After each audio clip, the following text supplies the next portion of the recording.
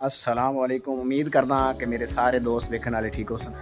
अज मैं हाफिज़ super store ते आया जी। ते एक चीज़ बनाते हैं बड़ी बेहतरीन, तो इन्हों की थोड़ी जी इस इलाके बड़ी मशहूरी है।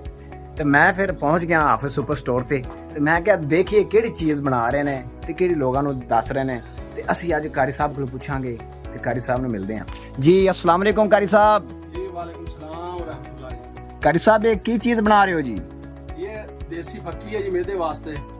अच्छा हाँ जी। ਤੇ ਇਹ ਕਰ ਸਾਹਿਬ ਬੜਾ ਨਾਂ ਤੁਹਾਡਾ ਸੁਣਿਆ ਜੀ, ਇਹ ਤੁਹਾਡੀ ਫੱਕੀ ਬੜੀ ਮਸ਼ਹੂਰ ਹੈ।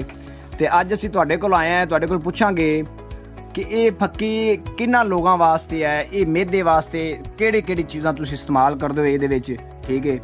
ਤੇ ਸਾਨੂੰ ਥੋੜਾ ਜਿਹਾ ਗਾਇ ਦੱਸੋ ਵੀ ਇਹਦਾ ਕੋਈ ਸਾਈਡ ਇਫੈਕਟ ਤਾਂ ਨਹੀਂ ਜੀ?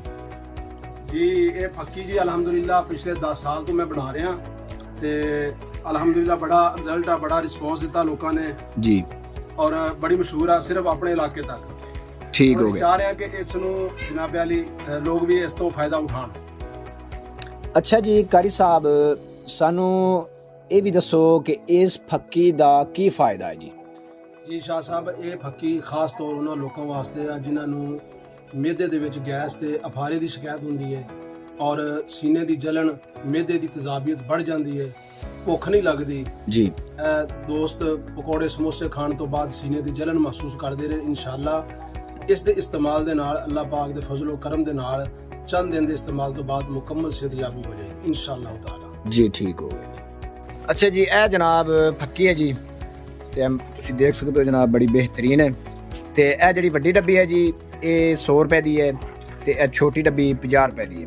ਅੱਛਾ ਕਾਰੀ ਸਾਹਿਬ, ਜਿਹੜੇ ਸਾਡੇ ਦੋਸਤ ਇੱਥੇ ਇਲਾਕੇ ਦੇ ਨੇ ਉਹ ਤਾਂ ਆਸਾਨੀ ਨਾਲ ਤੁਹਾਨੂੰ ਫੋਨ ਕਰਕੇ ਤੁਹਾਡੇ ਕੋਲ ਮੰਗਵਾ ਲੈਣਗੇ ਜਾਂ ਆਪ ਆ ਜਾਣਗੇ ਲੈ ਜਾਣਗੇ, ਠੀਕ ਹੈ? ਤੇ ਜਿਹੜੇ ਸਾਡੇ ਦੋਸਤ ਦੂਰ ਨੇ, ਠੀਕ ਹੈ, ਉਹਨਾਂ ਦੇ ਵਾਸਤੇ ਕੀ ਪੈਕੇਜ ਹੈ ਜੀ?